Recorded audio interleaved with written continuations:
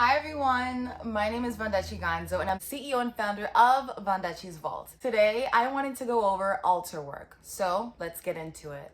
So an altar is a place where one goes to enter communion, make offerings, and create or participate in a ceremony. Altars are often described as points of power or points of focus, and they're found in every religion and mystical tradition. Altars are an aspect of the sacred arts that, believe it or not, we all hold in common. When we think of altars, we instantly assume that they're in public places or religious spaces like church or temples. But people have had altars and personal shrines in their individual homes that serves many purposes at the same time.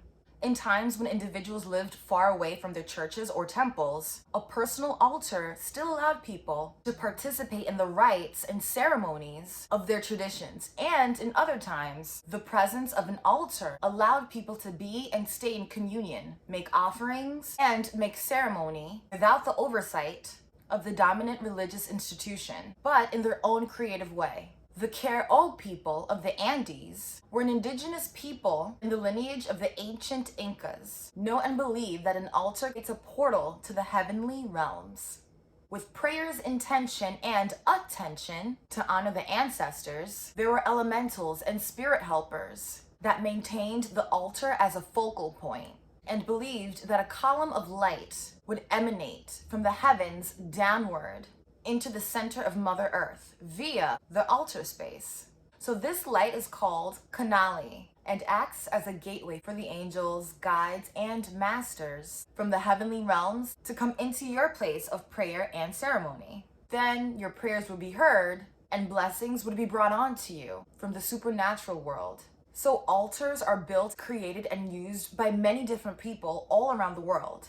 Indigenous, religious, and vastly spiritually oriented. There is a common experience of creating sacred spaces for prayers to be focused on, sent and received to and from the divine. Native Americans, Hindus, Buddhists, Peruvians, Catholics, Protestants, Celtic Druids, and on, find sacred objects for sacred spaces. To set an altar to speak to the divine god, goddess, goddesses, orishas, saints, you name it.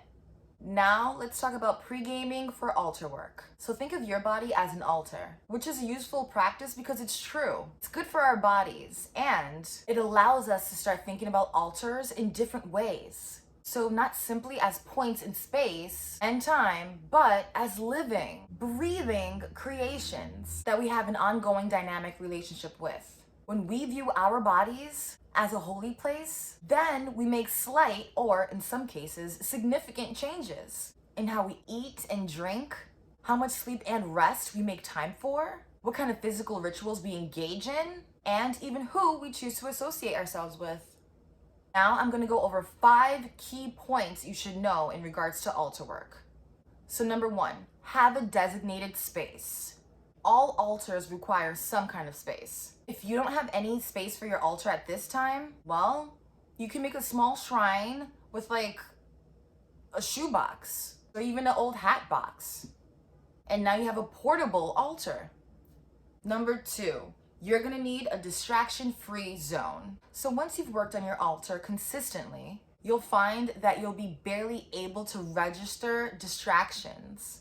However, when you're starting out, it is smart to ensure that you're going to be as little interrupted as possible during those times that you spend on your altar. Number 3, proper placement. It's all about the placement, composition of it, proper placement.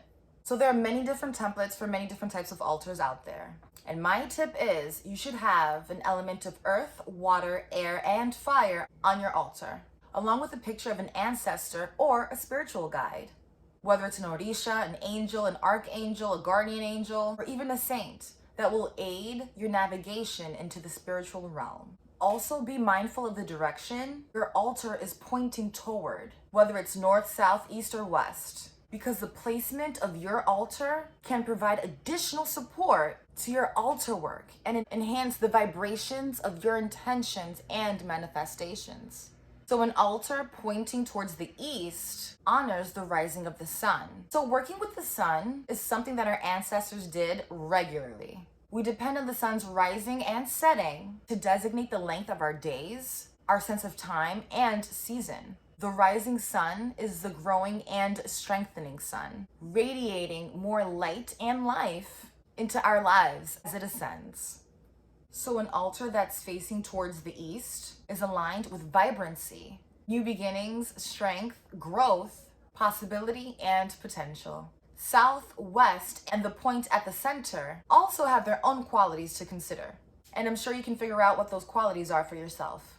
Number 4, cleansing your altar. So spiritual cleansing is a very old practice and can be done in a number of different ways. Essential oils, rose water, holy water, agua florida, and water that you've blessed yourself will do just fine for your cleansing. So anoint all 4 corners of your altar with this liquid. Then cleanse the space in the environment by first smudging white sage, then palo santo in the air. Afterwards, place your clear quartz all around your altar to amplify the energies that you're creating. And number 5, preparing for your altar work. So now it's time to figure out who are you honoring and making offerings to. Is it to yourself? Is it to an ancestor? Or even an orisha? So when working with other energies and intelligences, it's very common for the requests of offerings to change throughout the course of your work. So there you go. Now, thank you so much for watching this video. If you would like to watch other witchy wellness videos on public health, or Black Girl Magic, please go to my website. It's www.vondechii.com, and I'll see you there. Bye.